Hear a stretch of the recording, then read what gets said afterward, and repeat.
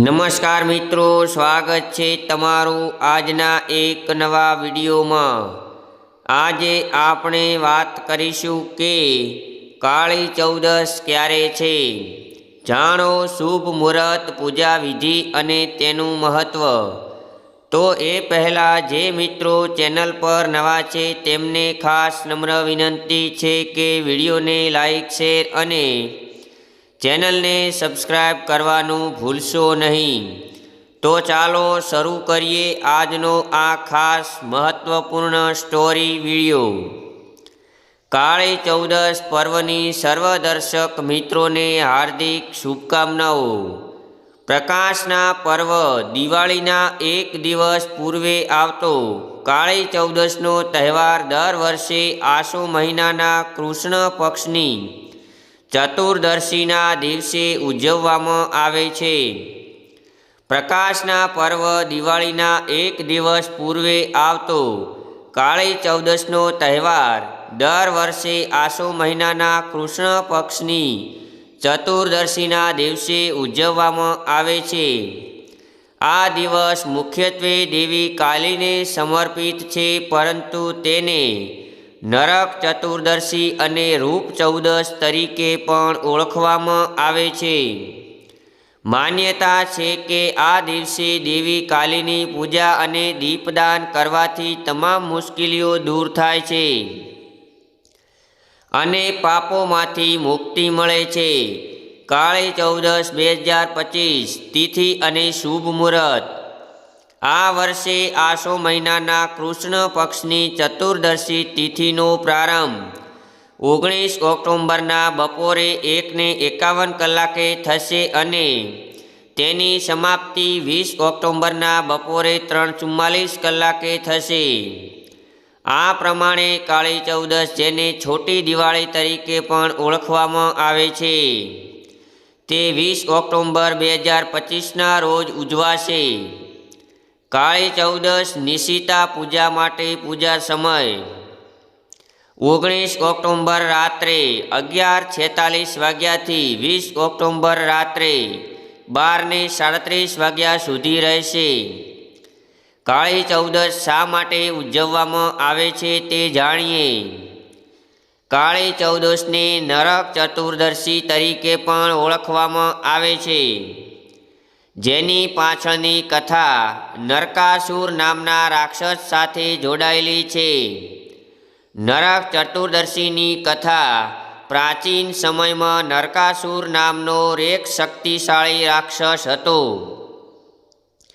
જેણે પોતાની શક્તિઓનો દુરુપયોગ કરીને ઋષિઓ, દેવતાઓ અને 16,000 રાજકુમારીઓને કેદ કરી દીધા હતા। રાક્ષસના અત્યાચારથી વ્યથિત થઈને દેવતાઓ અને રાજકુમારીઓએ ભગવાન શ્રી કૃષ્ણની મદદ માગી। ભગવાન શ્રી કૃષ્ણે નરકાસુરનો વધ કરીને તેમને મુક્તિ અપાવી। નરકાસુરના વધથી સમગ્ર પૃથ્વી પર આનંદ છવાઈ ગયો અને ઋષિઓ, દેવતાઓ તેમજ 16,000 રાજકુમારીઓને મુક્તિ મળી। આ આનંદની ઉજવણીમાં તે દિવસે બધે દીવા પ્રગટાવવામાં આવે છે અને દીપદાન પણ કરવામાં આવે છે। ત્યારથી આ દિવસને નરક ચતુર્દશી તરીકે પણ ઉજવવામાં આવે છે। કાળી ચૌદશની પૂજા વિધિ આ મુજબની રહેશે। કાળી ચૌદશના દિવસે દેવી કાલીની પૂજા પહેલાં અભ્યંગ સ્નાન કરવું ખૂબ જ જરૂરી માનવામાં આવે છે। સ્નાન બાદ અત્તર લગાવીને પૂજા માટે બેસવું જોઈએ। એક ચોકી પર લાલ કપડું પાથરીને તેના પર દેવી કાલીની મૂર્તિ અથવા ચિત્ર મૂકવું જોઈએ। દીવો પ્રગટાવ્યા બાદ દેવી કાલીને ફળો, ફૂલો, કુમકુમ, હળદર, કપૂર, નાળિયેર અને નૈવેદ્ય મીઠો પ્રસાદ અર્પણ કરવો જોઈએ। અંતમાં કાલી ચાલીસાનો પાઠ કરવો અને દેવીના મંત્રોનો જાપ કરવો।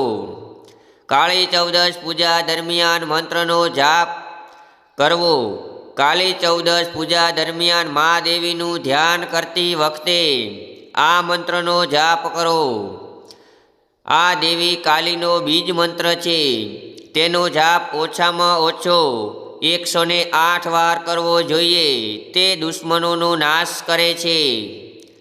કાળી ચૌદશનું મહત્વ આ મુજબનું છે. માન્યતાઓ છે કે આ દિવસે વિધિપૂર્વક પૂજા કરનારને માનસિક અને શારીરિક દુઃખોમાંથી મુક્તિ મળે છે અને શરીરમાં સકારાત્મક ઉર્જાનો સંચાર થાય છે.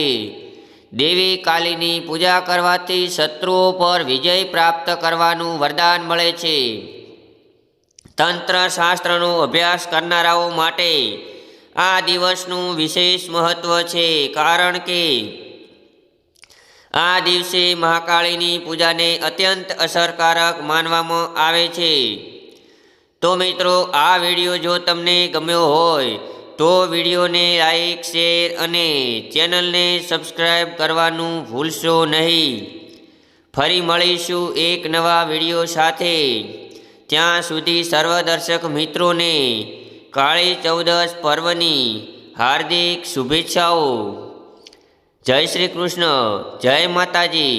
આપનો દિવસ શુભ રહે. આભાર, ધન્યવાદ.